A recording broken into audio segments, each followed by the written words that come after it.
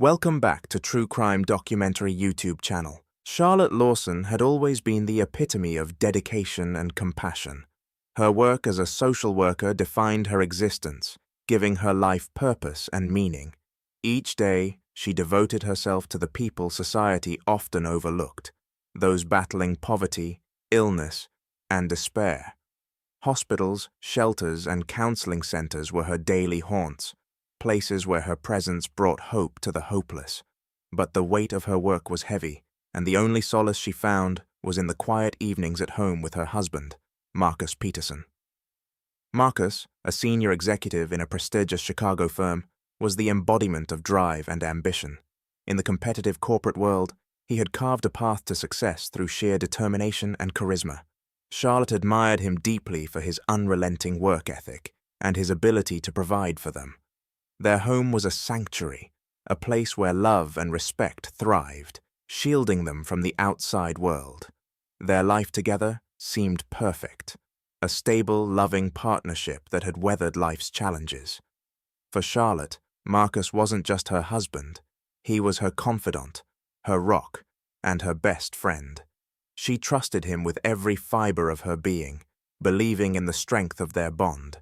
But life, as Charlotte would soon learn, has a way of unraveling even the most tightly knit threads. It began like any other day. Charlotte had scheduled a long overdue annual checkup at the clinic, a routine health measure she rarely skipped. She prided herself on taking care of her health, especially given the stressful nature of her work. The appointment was uneventful, blood drawn, vitals checked, and reassurances from her doctor that everything seemed fine. She left the clinic with no reason to suspect anything was wrong, but 3 days later, a call from the hospital shattered her peace. "Mrs. Lawson, we need to discuss your test results," the nurse said, her tone measured but carrying an undertone of gravity. Charlotte felt her chest tighten. The nurse's words didn't just sound urgent, they felt ominous. The next words hit her like a freight train. "Your test results show that you've tested positive for HIV." For a moment, Charlotte was paralyzed. The room around her seemed to tilt, her mind struggling to grasp the weight of those 3 letters. HIV. It felt impossible, unreal. She had always been careful, practically obsessive about her health. How could this have happened? As the nurse continued speaking, offering information, and scheduling a follow-up appointment, Charlotte's thoughts spiraled. The shock quickly gave way to denial, and then to a crushing fear. That night, Charlotte lay awake, staring at the ceiling as countless questions swirled in her mind. She had been faithful throughout her marriage, her love for Marcus unwavering. But as she replayed the events of the past few months, a creeping suspicion began to take root. Marcus had been distant lately, working late hours, taking phone calls in hushed tones, and brushing off her concerns with vague excuses. At the time, she had attributed his behavior to stress at work. Now she wasn't so sure.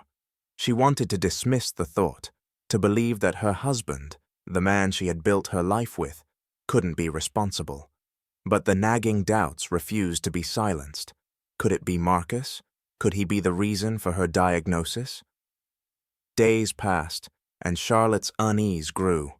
Marcus's behavior hadn't changed. If anything, he seemed even more distant. He left early for work, returned late, and avoided meaningful conversations. Charlotte felt a growing chasm between them, one she could no longer ignore. One evening, while Marcus was away on a business trip, Charlotte's desperation reached its peak. She decided to do something she had never imagined herself doing, searching through his belongings.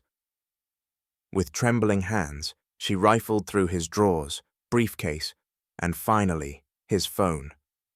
At first, there was nothing unusual, but then she found it. A series of messages exchanged with Devin Maxwell, his boss. One in particular caught her eye. "See you tonight.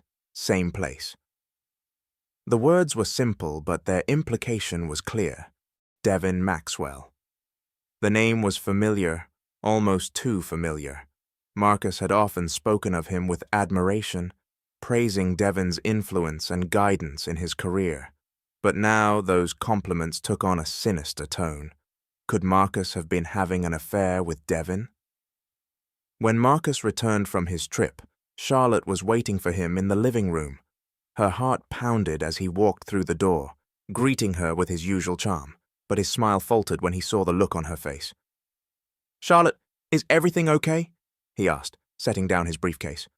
"No, Marcus, it's not okay," she replied, her voice trembling with a mixture of anger and pain. She held up his phone, the incriminating messages displayed on the screen. "Explain this." Marcus's expression shifted from confusion to panic. He opened his mouth to speak, but no words came out. "How long?" Charlotte demanded, her voice rising. "How long have you been lying to me? How long have you been sleeping with Devin?" The color drained from Marcus's face. He stammered an apology, his voice barely audible. "Charlotte, I didn't mean for this to happen."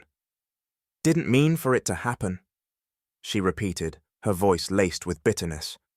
"You betrayed me, Marcus. You betrayed our marriage, our trust, and now, because of you, I have HIV." The words hung in the air, heavy with accusation. Marcus looked as though he had been struck, but Charlotte couldn't find it in herself to care. Her world had already been shattered. Over the next few days, the tension between them grew unbearable. Marcus tried to explain himself, offering excuses that only deepened Charlotte's pain. He claimed that his relationship with Devin had been about career advancement, that he had felt pressured to please his boss, but Charlotte wasn't interested in his justifications. "You put your ambition above everything else," she told him during one heated argument. "Above me, above our marriage, above my health. How could you do this?" Marcus had no answer. His silence was deafening, a confirmation of the betrayal that had ripped their lives apart. Charlotte's anger burned hotter with each passing day.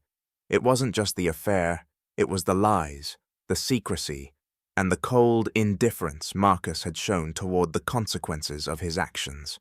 She felt as though she didn't recognize him anymore. One fateful evening, as Marcus sat on the couch scrolling through his phone, Charlotte stood in the doorway, watching him with a mixture of fury and despair, the weight of everything she had endured, the betrayal, the diagnosis, the crumbling of their life together, pressed down on her like a tidal wave. Her eyes landed on the gun Marcus had insisted they keep for protection. It was stored in a drawer in the living room, easily accessible but never used. Now it seemed like the only way to make him understand the depth of her pain. She moved to the drawer, her hands trembling as she retrieved the weapon. Marcus looked up, his eyes widening in alarm as she turned to face him. "Charlotte, what are you doing?" he asked, his voice laced with fear. "You destroyed everything, Marcus," she said, her voice cold and steady. "You took my trust, my love, my health, and for what? Your career? Devin?" "Charlotte, please," Marcus pleaded, rising from the couch. "I know I made a mistake, but we can fix this. We can—" "Fix this," she interrupted, her voice rising. "You can't fix this, Marcus. You can't undo what you've done."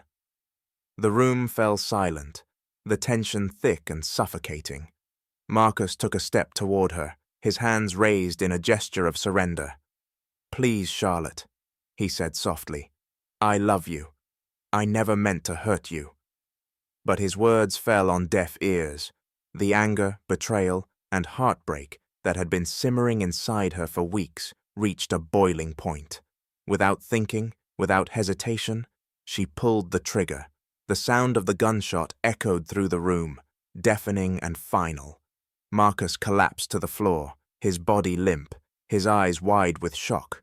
Blood pooled around him, staining the carpet beneath him. Charlotte stood frozen, the gun slipping from her grasp. She stared at Marcus's lifeless body, her mind a haze of disbelief and regret. What had she done? The wail of sirens grew louder, the flashing lights painting the walls in shades of red and blue. When the police arrived, Charlotte didn't resist. She dropped to her knees, her hands trembling as they cuffed her and led her away. The trial that followed was a media sensation, capturing the nation's attention. Charlotte's defense team argued that her actions had been driven by extreme emotional distress, a combination of Marcus's betrayal and the devastating impact of her diagnosis. But the jury was unmoved.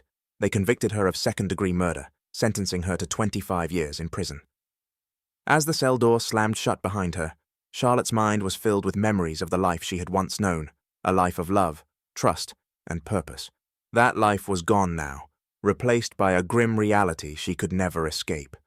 Her story became a cautionary tale, a tragic example of how love, betrayal, and despair can drive even the most compassionate soul to the edge. For Charlotte, the questions would linger forever. Could she have forgiven Marcus? Could she have chosen a different path? But those questions would remain unanswered. The consequences of her actions were irreversible, a permanent reminder of the cost of betrayal. And as Charlotte stared at the prison walls that would contain her for decades to come, she knew one thing for certain: love, once shattered, leaves scars that time can never heal.